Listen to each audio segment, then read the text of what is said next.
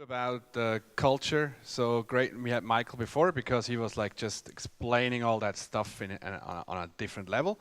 Because now I want to show you out of experience how we handled culture.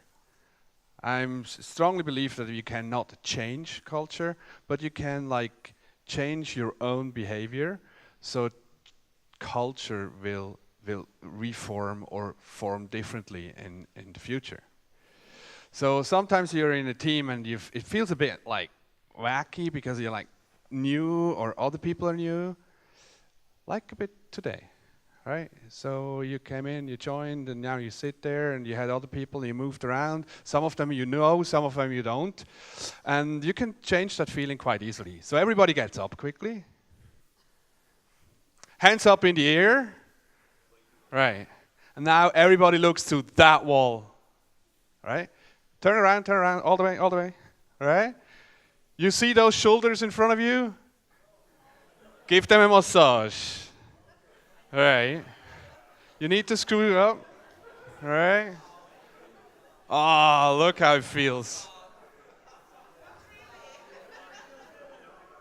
All right, stop, turn around, give the favor back.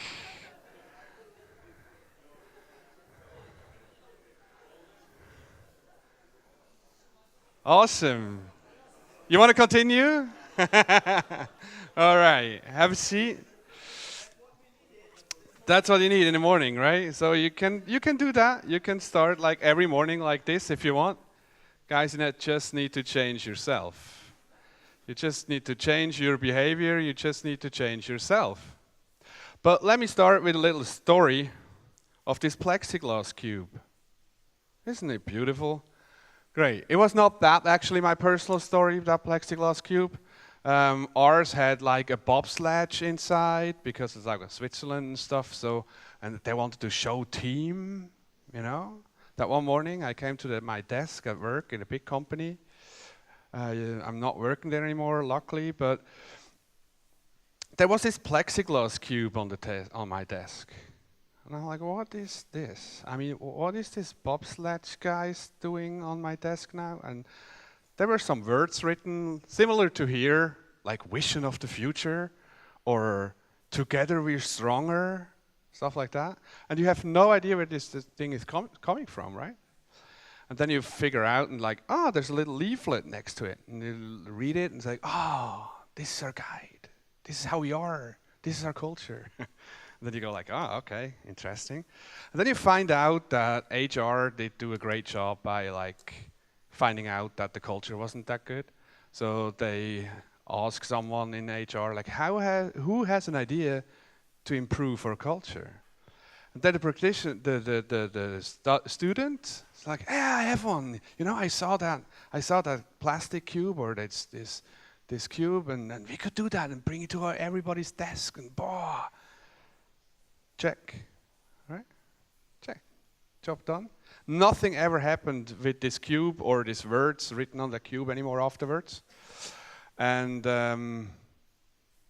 I still don't get it, why they did it, or what they tried to do. Well, I now I get what they tried to do, at least they are good for a bad example. But I decided when I saw that I want to do it differently. If I ever get into a situation, I can lead teams, I want to do it differently. And said so, a couple of years later I did. Oh, that's another example, right? Same thing. Some words, some structure, check. All right. But what's really important is not to just giving these empty words on a plexiglass cube or on a poster like this. You need to find out the reason why you do that stuff. That's more important than just the process, like here. Of course, a lot of people think they can apply that and then they're agile. Don't know that it's only the process.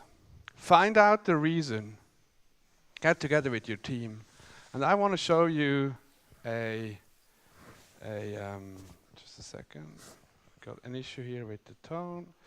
I just want to give you an example of a guy in the audience was asked to sing. Right? I could ask him, if everybody can sing in here. I didn't want to do that, so I got that guy on a video. I believe you can really, you're great singers, but that's really cool. So the guy asked to the audience, is anybody here want to share a song with us? And this is what happened. Can we have the sound now?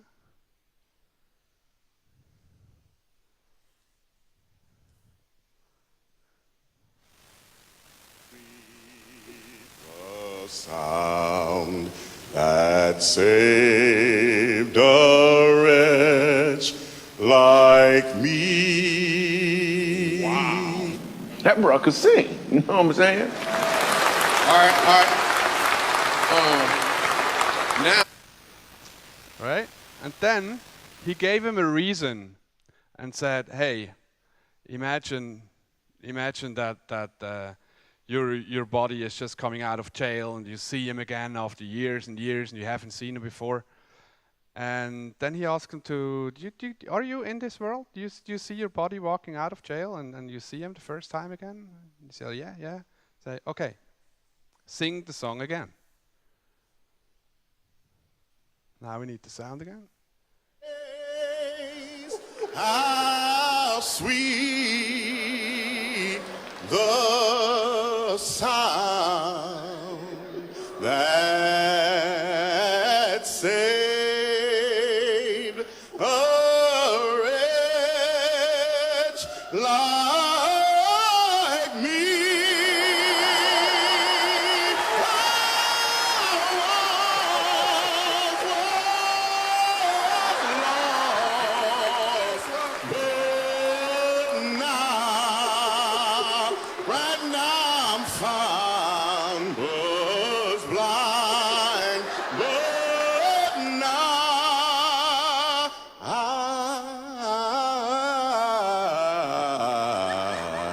I see.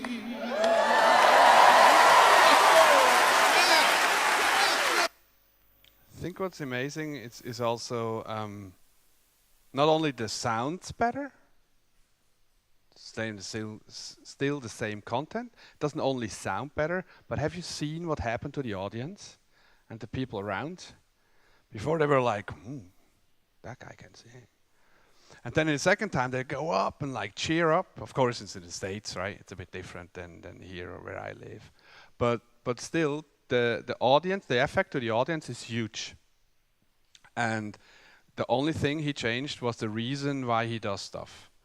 So I'm a strong believer that you need to find the reason within the group, with your workers and your mates. And it doesn't really matter in what hierarchy level you are. As you've seen before on Michael's slide, he said you can like change that little thing wherever you are and you have that leader and it stops here maybe the agility, but that doesn't really matter. I think you need to do it in your little organization or bigger organization, however the size of your organization is, and try to spark out. Throw sparks. Maybe there's a wildfire, and if a wildfire is there, you can help a little bit with gasoline. That's easy, and it starts burning much faster. But how we do that? I can show you now in a real world example from the teams I did lead. We were about, I give you a bit context.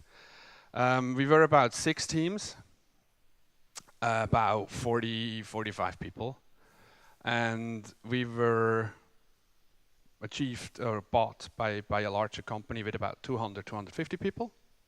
They came from a telephone book directory. How boring is that, right? What are you using the telephone book for? Who touched lately a telephone book? All of you. Sorry? Yeah, go to the web, right, and check it. So we were the guys who made the telephone book available on the web a couple of years ago. And now we do all these applications and things around and nice things. And so we were looked like, oh, that's the smaller company of us doing all this modern stuff. And they're agile. Yeah, we heard about it. But yeah, but they're doing good stuff because we, as a whole, we made the digital transformation happen, and we made money out of the telephone book. And as one of the really single one in Europe who can monitorize in a good way the telephone book, the yellow and the white pages. So we were a bit a special group out there. Got achieved about a couple of years ago, about 2 or 3 years ago, and now management said, we integrate these guys.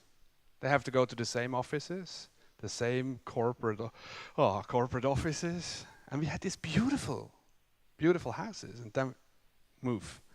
And all the guys came up and said, hey, Philip, come on, we cannot lose our culture. We cannot be taken over, or our culture cannot taken over by this corporate large company culture. We need to do something. And I said, well, okay, let's try. And didn't know where to go actually, so we sat together.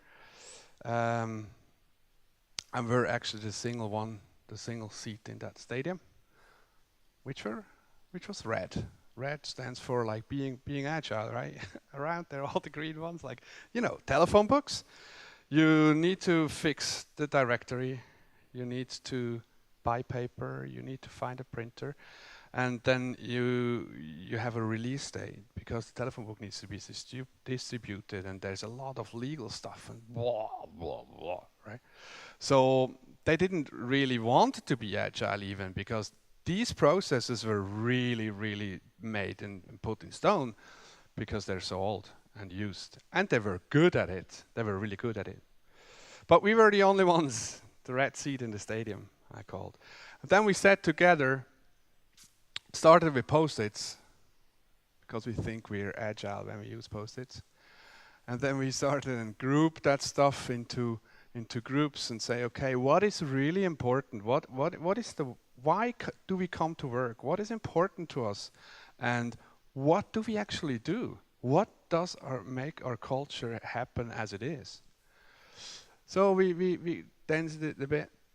Then we came up with the first little schema. Say, okay, we have two worlds. So that you can see still there on the top right. You can see the planet where the product goes, and you can see the people. And in one of the first drafts, as we are a bit nerdy and geeky, we've been on a spaceship, right? You know this was a spaceship? Enterprise, right? And you will notice later on that we're not on Enterprise anymore, because Enterprise is an exploration ship, and we don't explore, we produce. So the ship changed.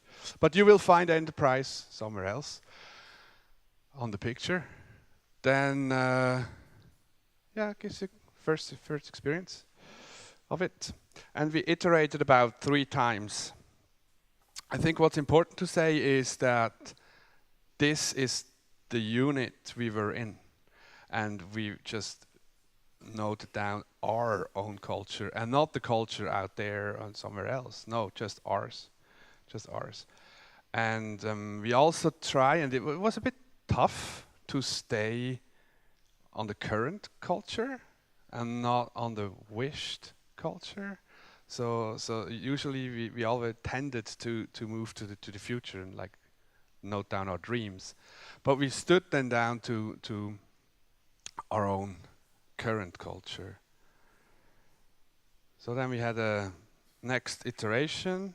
Now you can see that the spaceship is over there, right? Exploration, our spaceship, and we had to change stuff.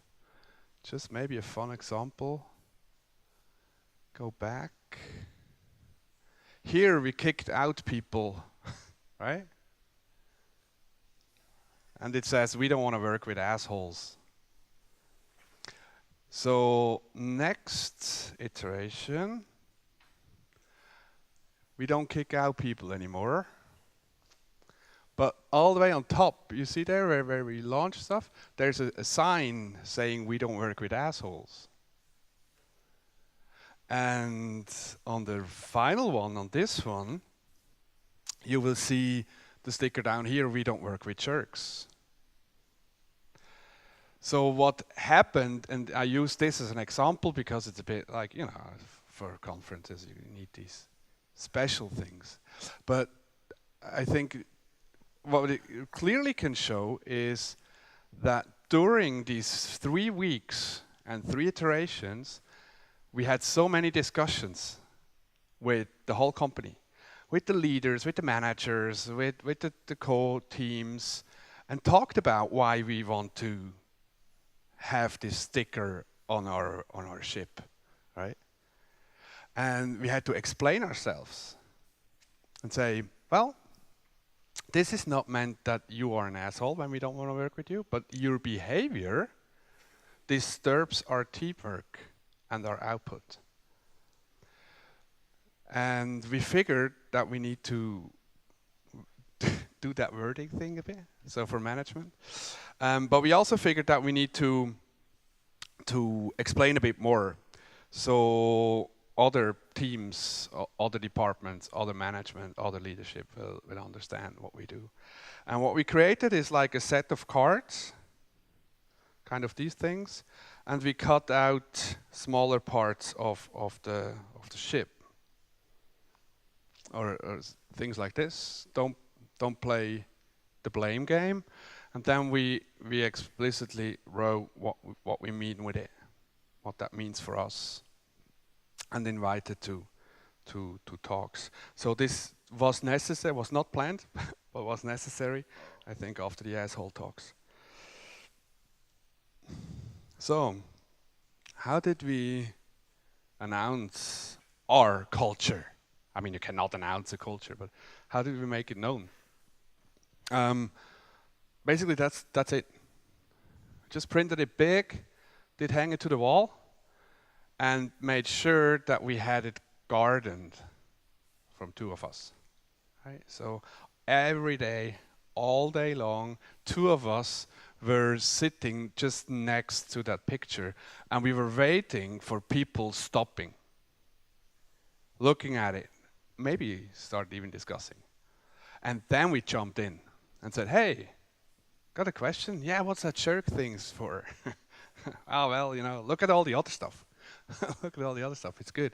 But this is the frame conditions, and we explained what our culture is. So it took a couple of days, and the amount of people walking by just increased. And we were, with engineers, you put always back in the building, right? So suddenly traffic just increased, and we were finding ourselves like almost half of the day there, able to talk about our culture and why we are the way we are.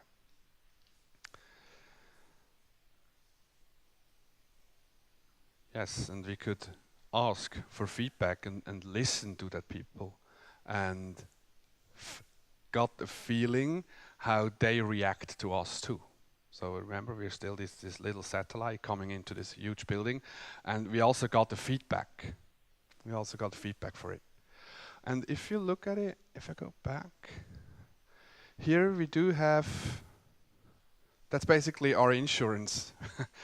we say we have a versioning, right? So hey, give us a chance. If it's not good, we can change the version. So we had a versioning. So we wanted to have it as a living document. So then we also did the cards. We also did the stickers. So I brought some. So I hope I don't need to take them home again. So you can have them if you want. And then we figured out that when the stickers were appearing all over our department suddenly on our 3D printer, which we just had for fun, you suddenly could see the sticker of it saying we want to have room for unaccepted development, where we basically have protected our hack day. And you could see it on notebooks. You suddenly could see the stickers on notebooks of engineers. And if you make it with a sticker of an engineer's notebook, I think that's quite, with a culture sticker on an engineering notebook, it's not a software, it's just our culture. We knew that, okay, we made it. We made it happen. We made the culture a discussion. So, beside our own team, we did also spark out to the other teams. So other teams came and were interested not only in the culture, but also in Agile, in Scrum, in Kanban, whatever. And they came and asked. So a bit more business things is, yes, if you see wildfires, support them with gasoline. So they start burning a bit more. I give you that example on the right-hand side. Search.ch was actually our competitor we bought during that time. And those guys also moved to that office, right? About 14 engineers, about 20 others. And they saw our set of cards and looked at them, had just over lunch, they sat together and figured out these, I think there were 9 cards. Yeah, these 9 cards. And said, guys, we agreed to these 9 cards. With the rest, we need to discuss. And that was actually quite cool because then we knew that we have an area where we cover each other, but we also know that we have areas where they think different than we do. And then we had the starting point to discuss. And it helped us to develop us further. And back again, you need to change yourself and not the whole culture. You need to change yourself and then can influence the culture. And that really helped a lot. So if you need to merge, this picture was like the basis for discussions and our learnings. And then the picture on the other side, it's really funny. The left-hand side, the guys sitting on the left hand were the telephone book guys. And all the others, these were the web guys. And we did do the first big room planning where people actually showed each other the systems they developed stuff. So I mean, I was really early stage, right? And it didn't happen for 5 years before, the prior 5 years. They didn't talk to each other. Well, they did, by mail, right? But then after 5 years, we made it happen that we started talking to each other. That was about last year, spring. And now, March this year, just not that long ago, I'm not there anymore. I was at interims there, but now they merged these 2 departments. So they merged telephone book and the web guys. And is it smooth because of the picture? Everything's fine? No, not at all. But at least they got an understanding. At least they talked to each other last year for a whole year now. They were talking to each other. They were discussing not only the processes and systems, not only the organization, but also the culture. And that's at least we see now, a month or 6 weeks since then. I'm in very close contact still, but not working there anymore. But we see that it starts working. I mean, working in terms of like, yes, they can work together. Yes, they can do and ship out products through the doors without like fighting like hell. So the thing is that we found out that when we have the culture in the center and then organization and processes around, and with excellence, I do mean the professional excellence. That can be engineering excellence, that can be business analytic excellence, that can be marketing excellence. So basically this is what we learned at universities or wherever. And then you have the processes, save, stuff like that. And then you have the organization set up and you have the cultural setup in the middle. So you have 2 ways to transform. Either you come from the outside in and you say, do we have the right people? You know, manager talks, like, yeah, do we have the right people? Yeah, they're good CVs. They're perfect, right? And then you come to the process. Do we have the right processes? Managers today say sometimes, are we agile? Yeah, do we agile? Oh no, okay, then we need a framework, right? We need scale, And then they try to do that and then implement this and get coaches and trainers and send everybody to trainings and stuff, which is good as coach and trainer, of course, but for the organization, does it really help? No, I think we need to, and then they find out, oh, we need to adapt the organization. We need to adapt the departments. Ooh, where the POs go. Oh, the POs are in the business. Oh, they used to be in IT. Do we need to move them? And all these kind of questions coming up. And then it still doesn't work because it didn't took the real core of it and didn't talk to the people and didn't tell them that, or didn't work with them on the mindset shift. So from an outside in transformation, I haven't seen so many working actually. We say that if you start from the inside out, that can help a lot. But is it purely? No, no.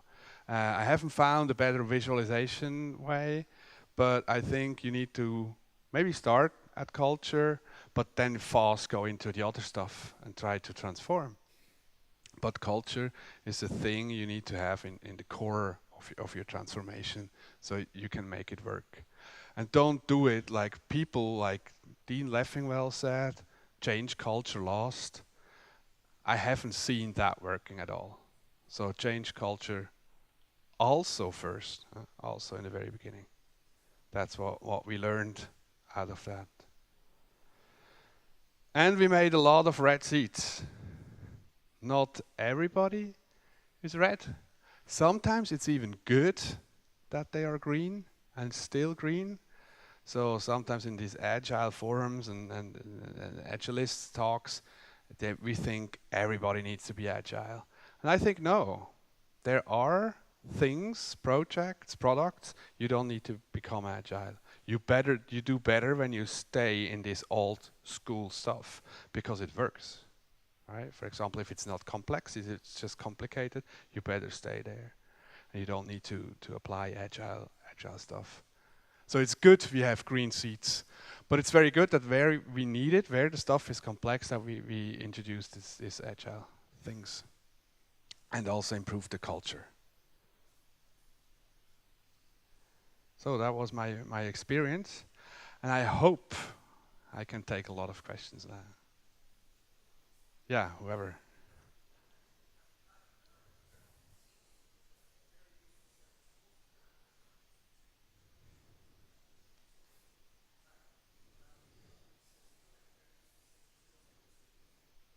The microphone doesn't really help, right? Help. But it looks good. One, one. It's like Just it's close not it. Okay, safe. okay. So this seems like a very useful set of tools when you're going into a team to implement stuff. But what's your experience, and what would you say about introducing this part of the framework into like an ongoing implementation for agile, or like just to teams with existing frameworks? Because it's an important thing that we're missing, I think. And like, what would you do if there's a team with with an existing framework or an ongoing implementation of like Scrum, Yeah. perhaps? And how would you go about sort of what's your strategy in this case? Talk about culture. Don't go out and say, "Let's talk about culture, guys," because that's like, yeah, right. But I see you have a setup, and they might do Scrum, they might do Kanban, they might be already in a whatever scaling, Scrum at scale, whatever, and you forgot the culture. It's never too late, right? It's never too late. So jump in the questions. I would really say the most important step was the step number 1. Post-its, right? That's the most important step. Do that. That's the biggest step as well. All the rest goes in a flow. But the first step, do it. Go. Think. Retrospective. How are we? What are we doing? What are our values? What are our principles? Talk about that stuff.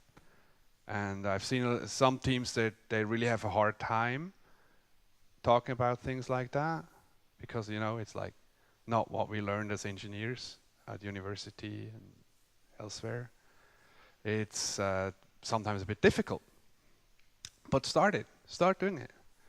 May get some help.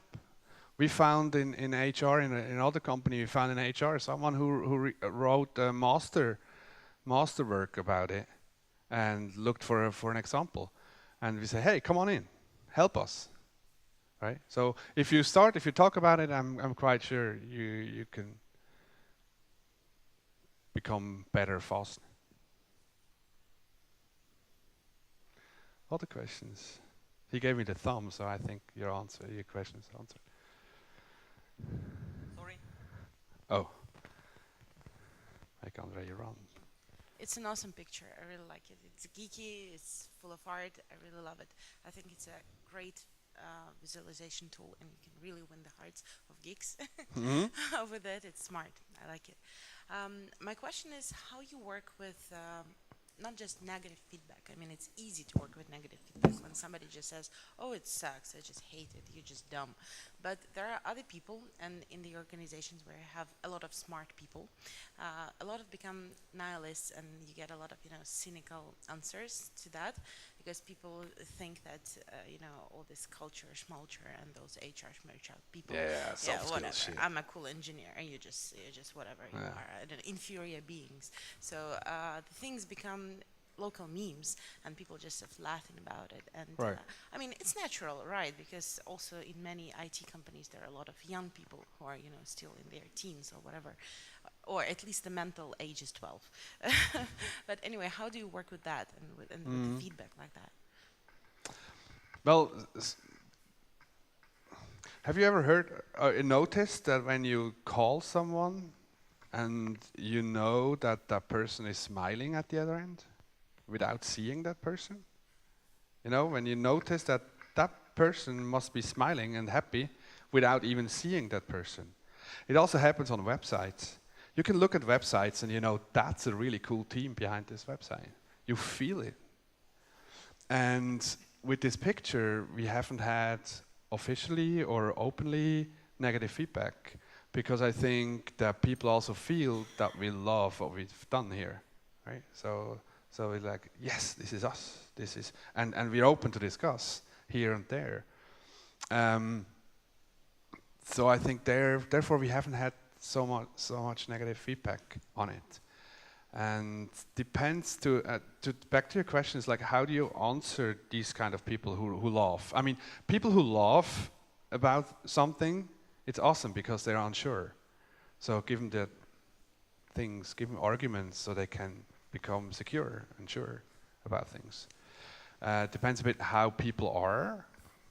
If they're really structured or if they're really looking for like a family company culture or whatever, give them that kind of answers and give them these statements, for example, from Michael in the presentation before. I mean, that guy from IBM, right, said, hey, culture is the game, right? It's not just part of it, it is the game. So it depends who you have on the other side. Give them that answer. But usually, if you can feel the spirit in such a picture, it doesn't need such a picture, it doesn't need spaceship, it can be completely something different. It can be a pony farm, whatever, where fits you and your team. If you bring this in your authentic understanding of culture in this picture, I don't think you will get a lot of negative stuff. And if people cannot identify with this, then they go better to another place, right? It's also a message of this thing. A churn rate.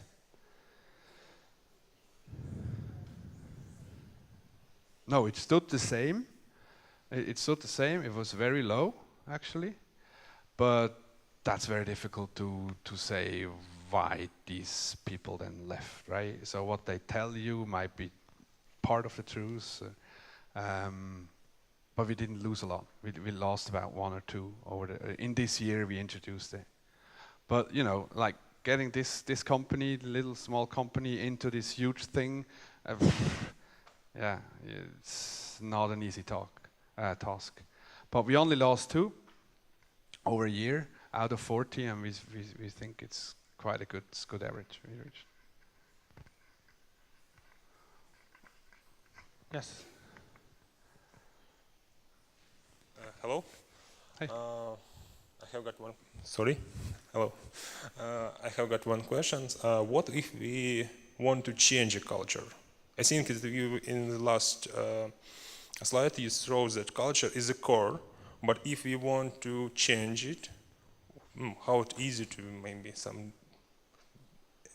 Yes. Yes. What we do if we want to maybe update it or culture or something like this.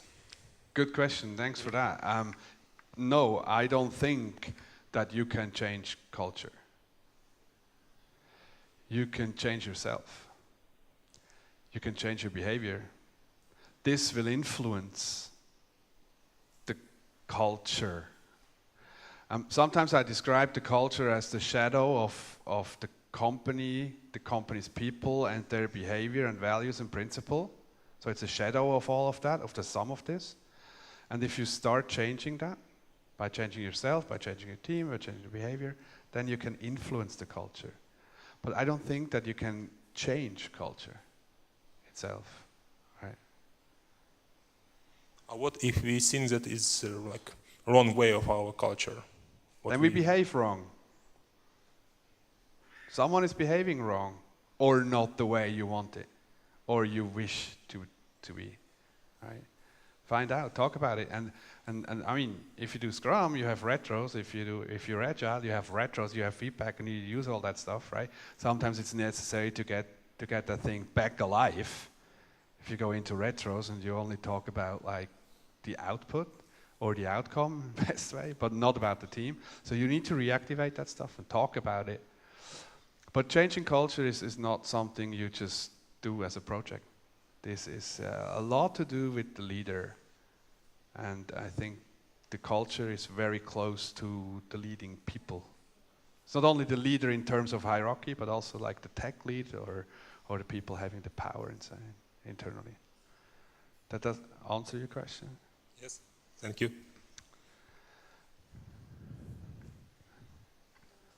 Other questions, remarks?